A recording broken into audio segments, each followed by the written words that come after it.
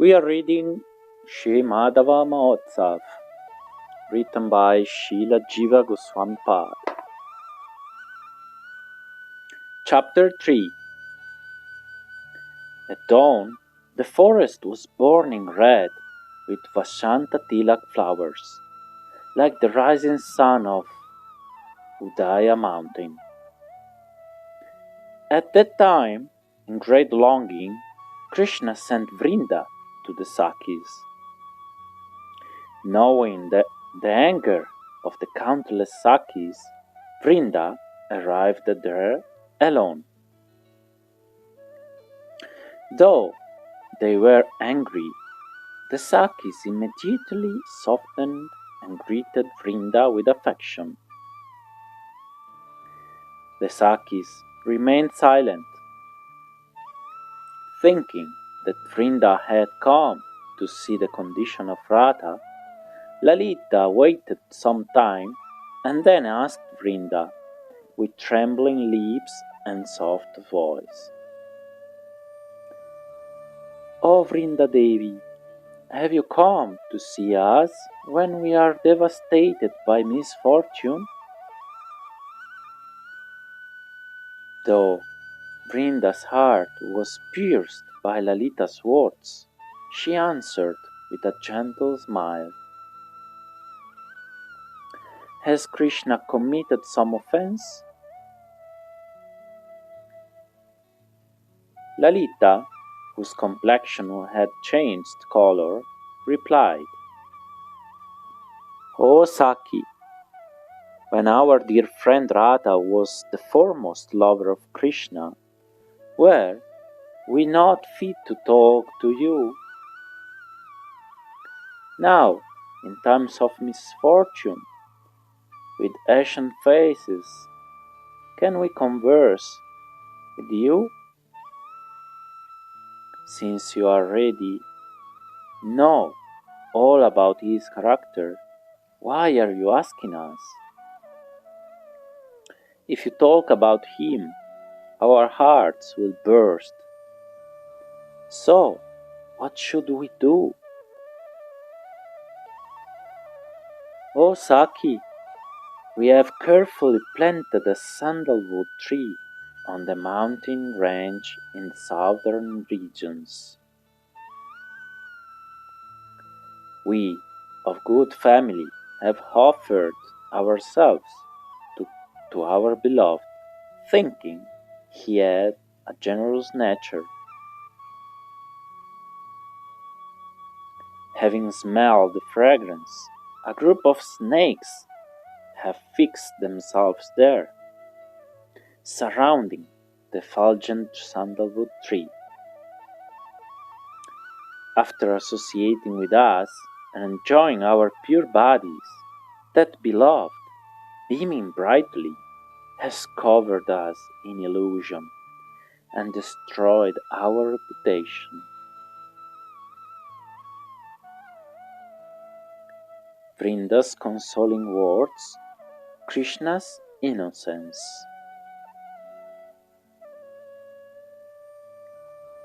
Hearing the words of deeply afflicted Lalita, the skillful Vrinda, with gentle, comforting behavior, consoled the Sakis.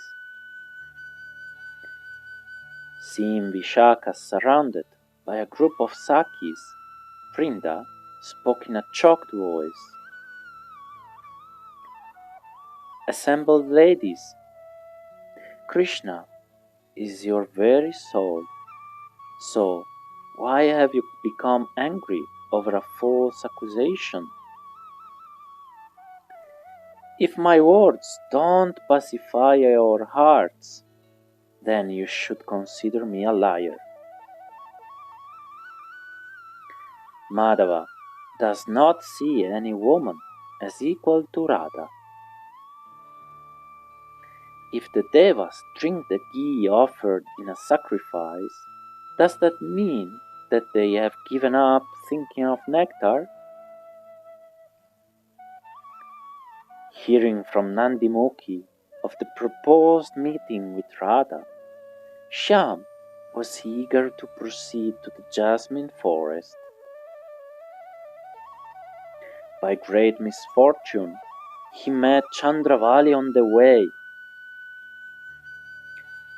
From a distance, Krishna mistook her for Radha and began speaking with reverence. Krishna said to Chandravali, "If being eager to drink the light of the full moon, the chakora, going ahead filled with hope, suddenly meets the moonlight face to face, how can he begin to praise the qualities of the Creator, who is like a desert tree?" Thinking these were words of love for herself, Chandravali, slightly smiling, bowed her head. But on hearing more statements containing Radha's name, her complexion faded and she headed towards her house. Upon seeing Chandravali heading home in anger, the moon of Mukunda realized it was Chandravali. Stunned in astonishment, Krishna thought, "As Chandravali is the most respected among lovers, I should appease her. Though my heart is strongly committed to Radha, there is no fault if I act like this."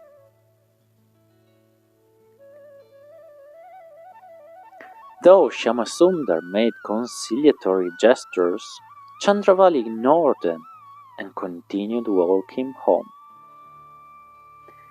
Seeing her on the way, Padma was struck with surprise. Inquiring from Chandravali, she learned what had happened. With the intention of making her own proud words come true, Padma spoke with a soft smile. "Oh friend, just see, as the ocean is the shelter of all the rivers, you alone are the friend of all the people of Gokula. Though the ocean rises and falls, should we consider that? If we lose family reputation because of attraction to Hari, is there any loss?"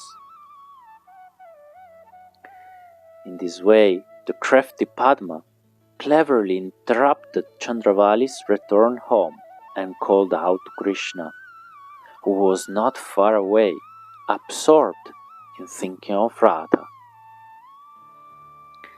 Padma said, "O brave, black Chakora, why are you in illusion when viewing the waves of moonlight? Why do you go elsewhere on seeing the joking of Chandravali as she pretends to leave you?" Chandravali and Padma approached Krishna, the destroyer of sorrow. Krishna quickly satisfied Chandravali with skillful words and gravity, though his heart was absorbed in the beauty of Radha. Then, on the excuse of having to herd the cows, he left that place with soft steps. Vrinda meets Malati.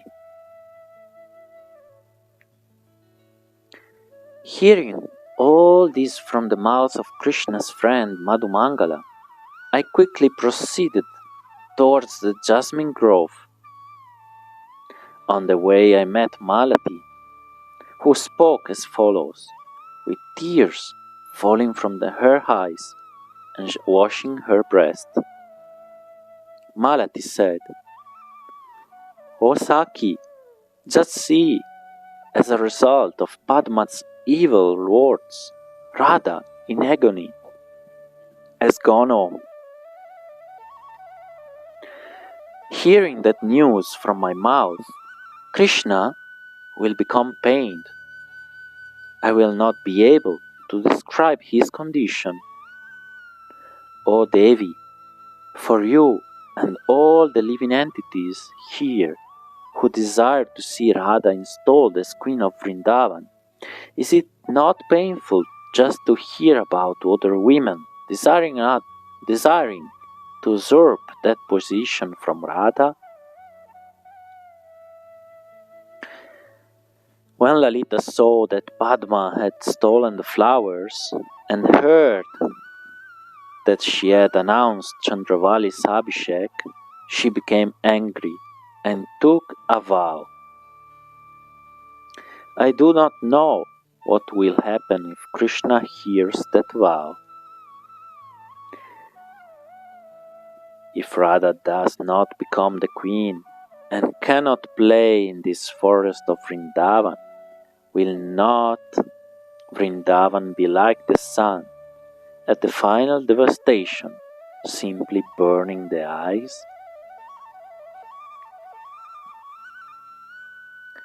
Seeing the latticed forests meant for the upcoming astounding pastimes, the Sakis, skillful at conversation, accompanied Radha toward the meeting place and talked with her.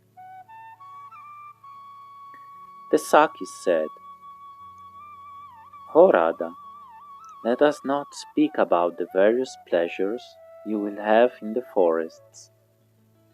The splendor of Vrindavan is stunning your heart." Radha said, "I desire that you control this deep dark forest, ornamented with perfect gunja creepers and flowers. Inner meaning, I want you to control that Krishna who has flower rounds of love and ornaments of perfect gunja malas." Vrinda said, "Now Hari has sent me with a message for the gopis, headed by Vishaka. How will they understand his affectionate words? Even when they get an opportunity to meet Krishna, they do not glance at me." Malati said, "O Vrindadevi, when Krishna hears this news from me, I will not be able to describe his emotions and actions, which are indescribable." Hearing Malati's lament, I was heartbroken. I became blind, deaf, and dumb. After a long time, Malati brought me back to consciousness. Then I deliberated with great discrimination. Why should I worry so much on hearing the disrespect for Radha shown by the competing group? Krishna is controlled by the wonderful qualities of Radha.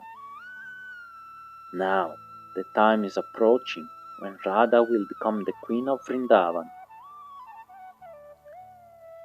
Now I will relieve them of the pain of separation by arranging a direct meeting with Shyamasundar.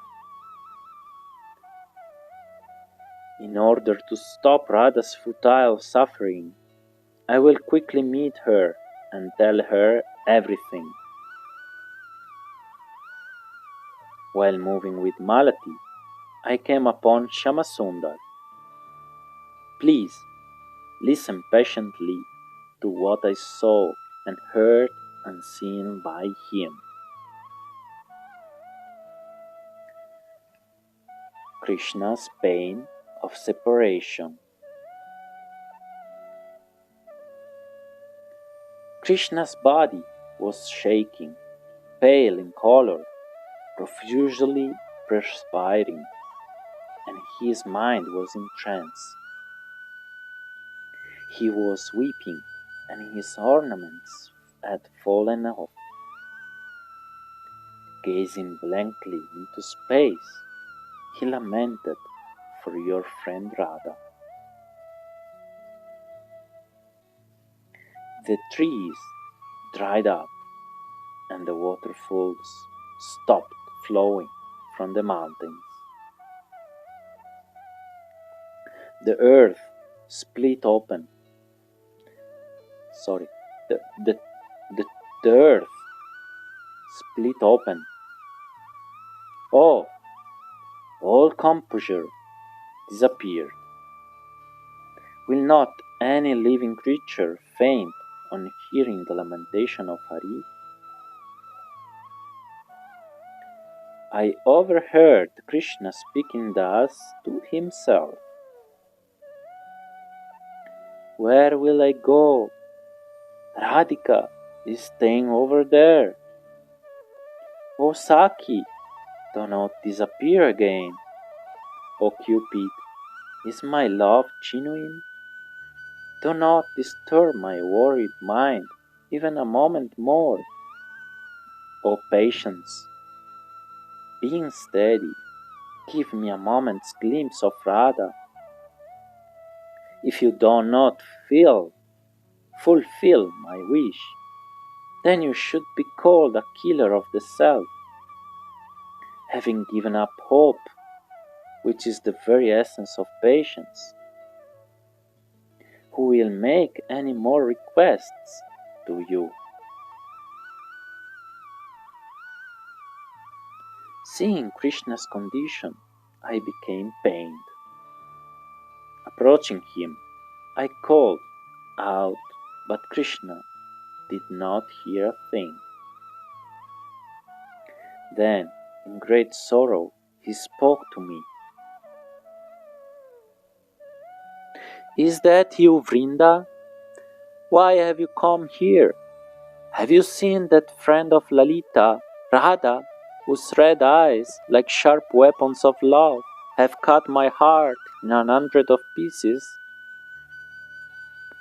O Saki, Radha's face is like the sun, not the moon. If it were the moon, would it burn my body like this? Why is that Radha, who gave me so much pleasure upon meeting her, now giving me pain? Her face has an indescribable quality that gives both pleasure and pain. The Creator has been so cruel that simply remembering Radha anguishes me. How much austerity the Creator must have undergone to make even the moon give pain to me.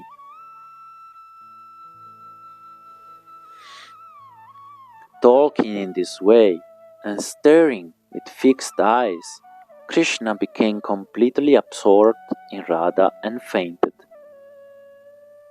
Suddenly, I took on the same state and fainted as well. Malati Sakya revived me, taking a Madhavi garland made by Radha that by coincidence was hanging on a tamala tree. She waved it in front of Madhusudan's nose. When Krishna smelled the fragrance of the Madhavi flowers scented by Radha's own hands, his body became covered in goosebumps. He regained consciousness, opened his lotus eyes, and spoke to me for a short time.